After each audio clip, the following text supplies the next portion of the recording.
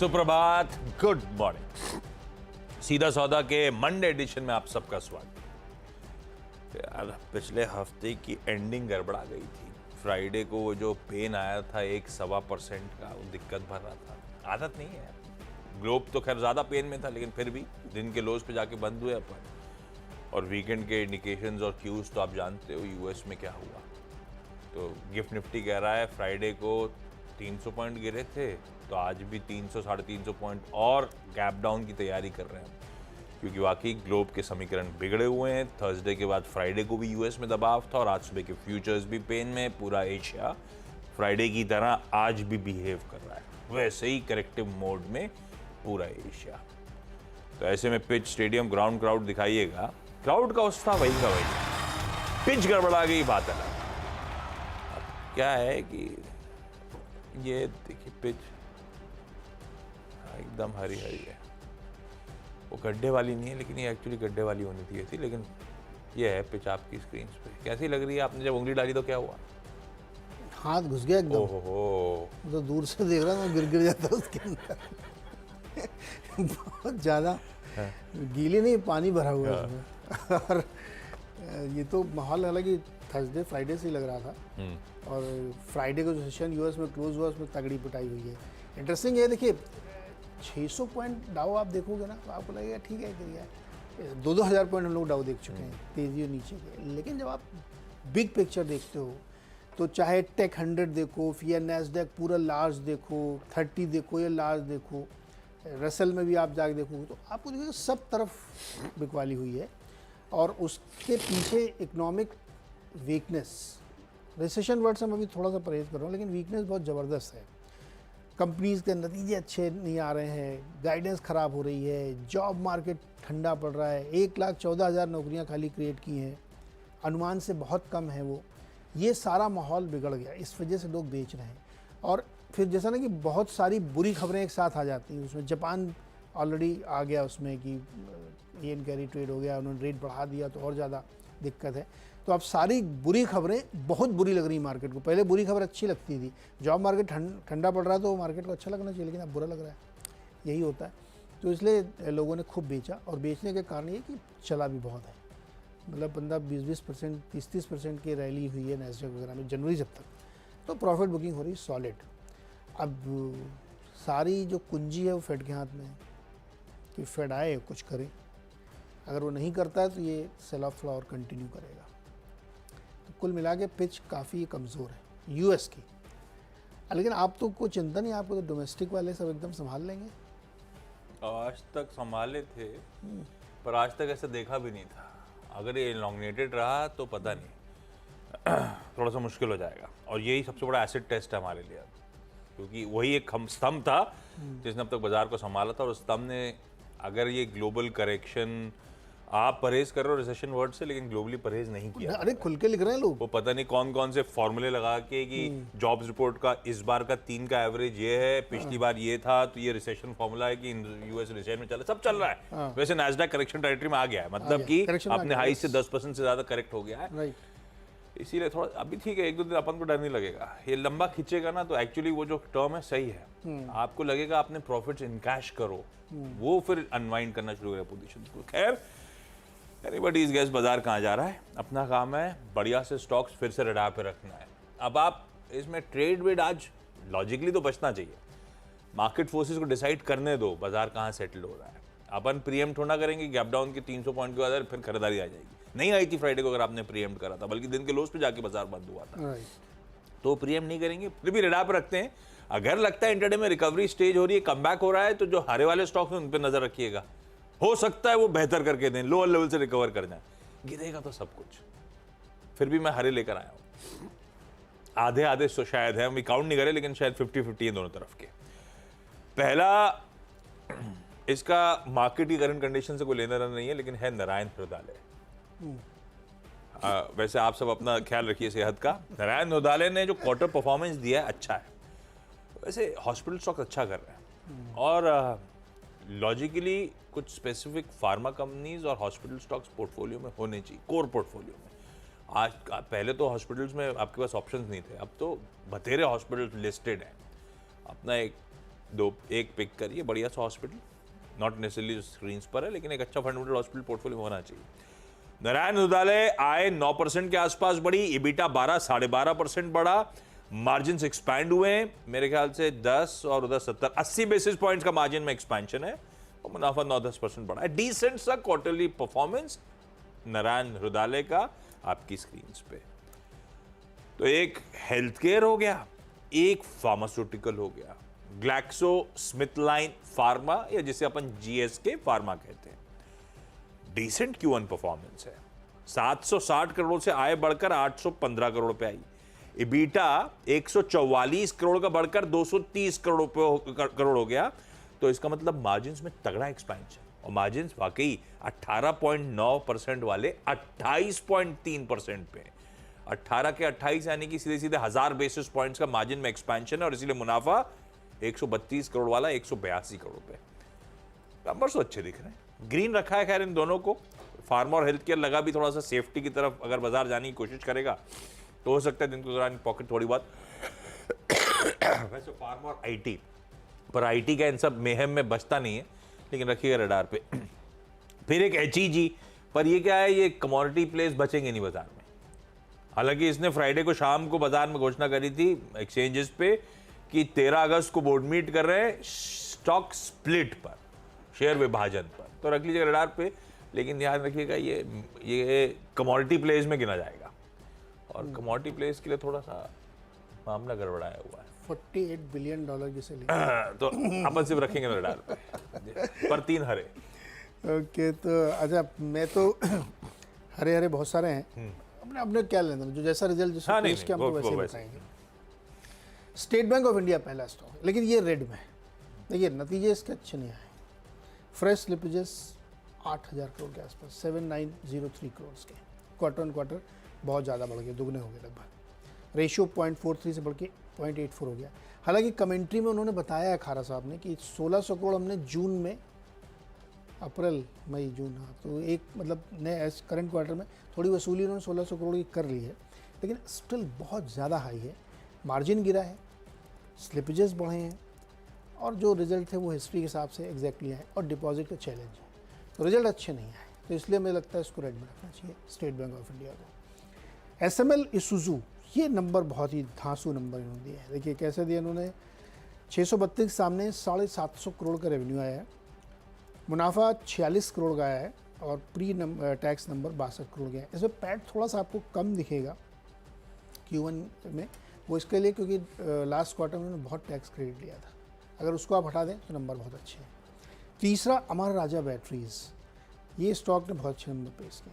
कैसे देखिए आप, मुनाफा 249 करोड़ का, 250 करोड़ का प्रॉफिट है। आप क्वार्टरली देखिए 229 से बढ़ा है, और ईयरली 200 से बढ़ के आया है, और रेवेन्यू आए 2800 करोड़ से बढ़ के 3263 करोड़, क्वार्टरली भी बढ़े हैं, ईयरली भी बढ़े हैं।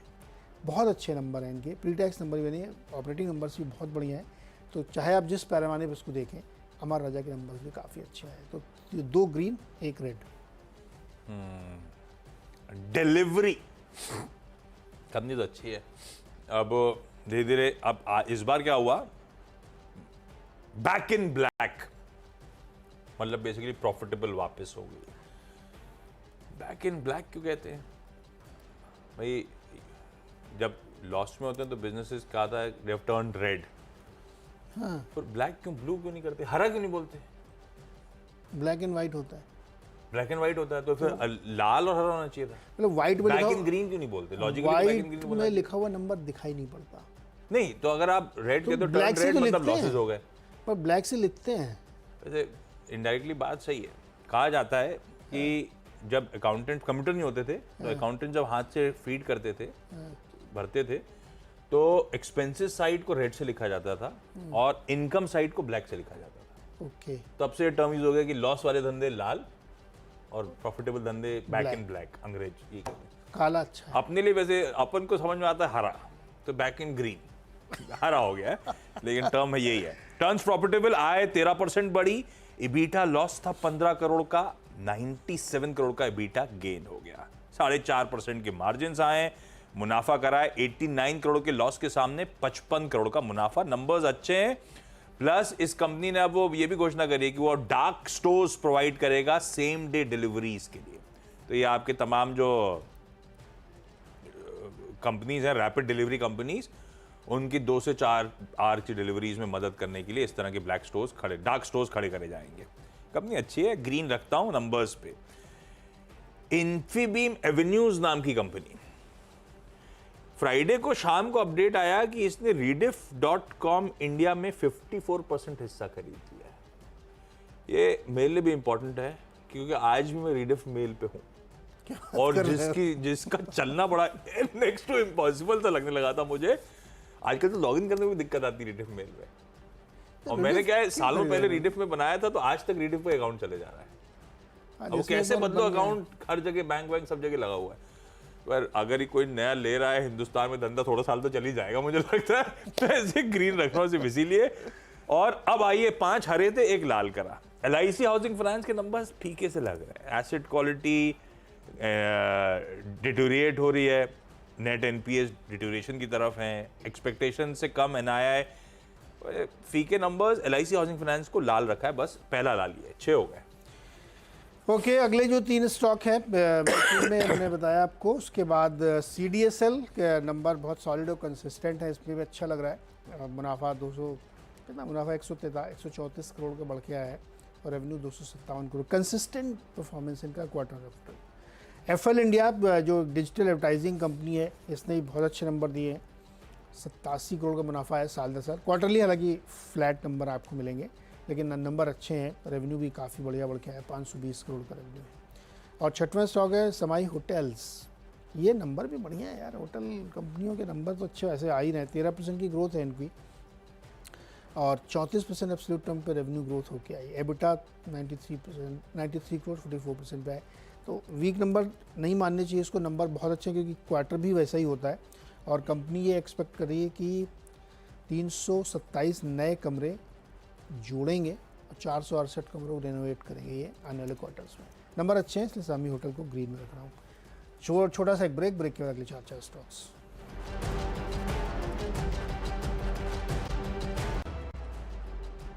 स्वागत है एक बार फिर से आपका। और अगले 4 स्टॉक्स में वेबसोल एनर्जी, ये एक फोटोवोल्टिक पैनल बनाने वाली कंपनी, सोलर सेगमेंट में काम कर रही है। टर्नअराउंड स्टोरी है पूरी। कंपनी घाटे से मुनाफे में आ गई, 5 करोड़ के नुकसान के सामने 23 करोड़ का प्रॉफिट, 111 करोड़ का रेवेन्यू आया निकल के। यहाँ पे सॉलिड नंबर है, टर्नअराउंड है पूरी स्टोरी। शारदा मोटर्स, इसके भी नंबर बहुत ही तूफानी नंबर है। 77 करोड़ का मुनाफा और 685 करोड़ का रेवेन्यू आया है। नंबर धांसू है। और 2 स्टॉक गोल्ड वाले, कल्याण और सेनको। टाइटन मैंने इसलिए नहीं लिया क्योंकि टाइटन मुझे बहुत महंगा लगता है वैल्यूएशन के हिसाब से। अदरवाइज कल्याण सेनको बहुत बढ़िया, क्योंकि गोल्ड की जो प्राइस कट हुई थी ना ड्यूटी कट के बाद, उसके बाद देखिए धीरे धीरे फिर ऊपर चल रहा है और बहुत डिमांड आ रही है। तो जो अभी ख़राब दिन आने वाले हैं पितृपक्ष, उससे पहले लोग काफ़ी बाइंग कर रहे हैं, इसलिए इन दोनों स्टॉक को ग्रीन में रखते हैं। और तानिश का वीकेंड पे स्टोर ऐसे हो रखे थे जैसे कि मैकडॉनल्ड, बैठने की चेयर नहीं थी। अब लोग कन्वर्ट कर रहे थे कि नहीं कर रहे थे नहीं पता मुझे, पर भरा हुआ था तानिश का स्टोर मॉल में। LIC हो गया था भारत फोर्ज, लाल रख रहा हूँ भाई। अभी सुबह टिकर टीम चला रही थी अमेरिका में, एक और रिसेशन का, एक और ठंडा पड़ने का पैमाना कह दीजिए। अपने कहते हैं कमर्शियल व्हीकल ज़्यादा बिकती हैं तो इकॉनमी अच्छा कर रही है। और यहाँ पे देखिए क्लास 8 ट्रक्स, मतलब वो बड़े वाले US के ट्रक्स जो हैं, उसके ऑर्डर्स के अपडेट आए, 8% और घट गए, 12,400 यूनिट्स पे पहुंच गए और ये 15 महीने के लोज पे आ गया अब आंकड़ा। भारत फोर्ज का कुछ अंश ऑफ बिजनेस वहां से आता है, इसीलिए दबाव में रह सकता है। एपटेक आय 15% गिरी, मुनाफा 37% गिरा, लाल कर दिया। शीला फोम आय तो बढ़ी पर इबिटा 23% गिरा, मार्जिन 460 बेसिस पॉइंट्स करेक्ट कर गए, लाल कर दिया। और ग्लैंड फार्मा को भी दरअसल लाल कर दिया, हालांकि फ्राइडे के कमजोर बाजार में भी हरे में था, पर इनकी हैदराबाद फैसिलिटी के लिए US FDA से 3 आपत्तियां, 3 ऑब्जर्वेशन सामने आए।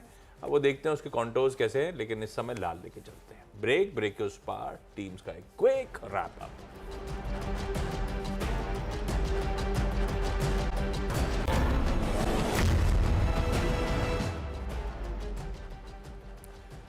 चलिए ब्रेक के बाद आप सबका स्वागत है। मेरी 10 की सीधा सौदा की टीम सिर्फ किसी ना किसी खबरों के जितने लाल हरा है। स्टॉक्स का बिहेवियर आज के मार्केट्स में आप प्लीज देखिएगा। अपने डिसेंट Q1 परफॉर्मेंस के चलते नारायणा और GSK pharma green. HEG split के लिए बोर्ड मीट करना चाहती है, डिलीवरी घाटे से मुनाफे में आ गई। इन्फीबीम एवेन्यूज, इसने एक एक्विजिशन करा रीडिफ इंडिया का। लाल में रखा है LIC हाउसिंग फाइनेंस, कमजोर Q1। भारत फोर्ज, वो क्लास 8 ट्रक्स का फिर कमजोर ऑर्डर का आंकड़ा। एप्टेक और शीला फोम, खराब Q1 परफॉर्मेंसेस, खासतौर पे मार्जिन कॉन्ट्रैक्शंस। और ग्लैंड फार्मा के एक प्लांट पे USFDA की आपत्तियां। ओके, SBI के नंबर कमज़ोर है, प्रोविजंस बढ़े हैं, सेट क्वालिटी गड़बड़ाई है, NIM नीचे है, तो इसलिए इसको रेड में रख रहे हैं। SML, सुजू, अमर राजा, CDSL, FL, सामी होटल, ये सब के नंबर बहुत ही बढ़िया है। वेबसोल, शारदा मोटर्स के भी नंबर अच्छे हैं। और गोल्ड में चूंकि डिमांड अचानक से बहुत बढ़ गई रेट ड्यूटी कट के बाद, तो कल्याण और सेनको को ग्रीन में रखा है।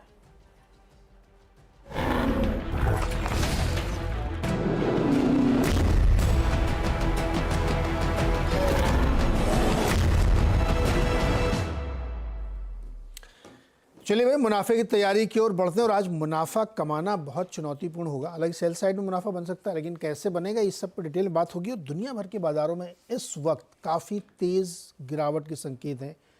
कोरिया में कॉस्पी में जुलाई पीक से 10% करेक्शन आ चुका है और टेक स्टॉक्स उसको लीड कर रहे हैं। पता नहीं, अभी पक्की खबर नहीं बता, लेकिन शायद सेल साइड के ट्रेड्स भी रोके जाने की खबरें ऐसी आ रही, क्योंकि यूएस में ज़बरदस्त बिकवाली शुक्रवार को हुई थी। तो ग्लोबली मार्केट में काफ़ी वीकनेस देखने को मिल रही है। तो आप कैसे इस वक्त ट्रेड करें, इंडियन मार्केट कैसे बिहेव करेगा, शुक्रवार से आगे कहानी आज कैसे बढ़ेगी, सबको डिटेल में समझते हैं। और इस बीच एक सिल्वर लाइनिंग है, कच्चा तेल भी $77 के नीचे आ गया ब्रेंट। तो क्या वहाँ से सपोर्ट मिलेगा क्या, ये इंटरेस्टिंग स्टोरी होगी। सब पर डिटेल में बात की होती। अनुज जी भी वापस आ गए हैं और आते ही देखिए क्या मार्केट है, बताइए जी। गुड मॉर्निंग आशीष, गुड मॉर्निंग। देखिए, मैं एक आज शायरी के साथ शुरुआत करूँगा। अरे वाह।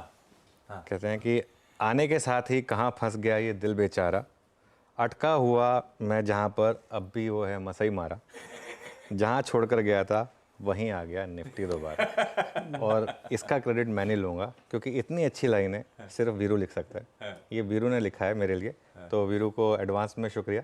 और ये बिल्कुल थर्सडे तक ऐसा लग रहा था कि सब ठीक है। मैं कहा चलो 25,000 के दर्शन हो चुके हैं, जाने को जाऊंगा, अच्छे 25,000 पे शुरुआत होगी। फिर थर्सडे और फ्राइडे को जो मार्केट ने गोता खाया और आज जिस तरीके से दिख रहा है, काफ़ी इंटरेस्टिंग है। तो बेसिकली हुआ क्या, ये बेसिकली ग्लोबल चक्रव्यूह। आज हम थोड़ा ग्लोबल मार्केट पे ज़्यादा बात करेंगे, हेडलाइन से पहले भी, हेडलाइन के बाद भी। ग्लोबल चक्रव्यूह में हमारा बाजार फंसा है और 3 मेन कारण है। देखिए, ग्लोबल मार्केट के गिरने के 3 मेन कारण है। नंबर 1 रीज़न है वो जो जापान में हुआ है, जो जापान में कैरी ट्रेड का रिवर्सल हुआ है। बेसिकली जापान में 0.25% की जो रेट हाइक हुई, उसकी वजह से जो कैरी ट्रेड्स थी, आप जो पैसा लेकर, सस्ता पैसा लेकर उसके बाद उसको रिस्की एसेट्स में डालकर वापस दे रहे थे, वो डिफरेंशियल कम हो गया एकदम से। तो वो उसका एक बहुत बड़ा इम्पैक्ट आया, सबसे बड़ा इम्पैक्ट उसका है। नंबर 2, यूएस में जिस तरीके से जॉब्स डेटा आया, आई थिंक वो बहुत ही भयानक है। आई थिंक 2 हफ्ते पहले तक कोई सोच भी नहीं रहा था कि रिसेशन नाम की कुछ चीज़ हो सकती है। लेकिन इससे एक और चीज़ पता चली, जब इकोनॉमी अच्छी चल रही हो ना, तो उसमें ज़बरदस्ती पंगे नहीं लेने चाहिए कि हमारी इकोनॉमी थोड़ी स्लो हो जाए तो अच्छा रहेगा, हमारी इकोनॉमी थोड़ा स्लो हो जाए। स्लो करके क्या कर लिया आपने, अब आपको ये डर लग रहा है कहीं रिसेशन ना आ जाए। और तीसरा कारण जो है वो एक और कारण है, कॉकटेल है ये। बेसिकली जब चीज़ें आती हैं तो ऐसी आती हैं कि भाई मिडिल ईस्ट में जो हो रहा है, इजराइल के ऊपर कहीं वापस जंग ना हो, क्योंकि बहुत लोग मान रहे हैं कि वो ईरान शायद बहुत जल्दी अटैक करने वाला है।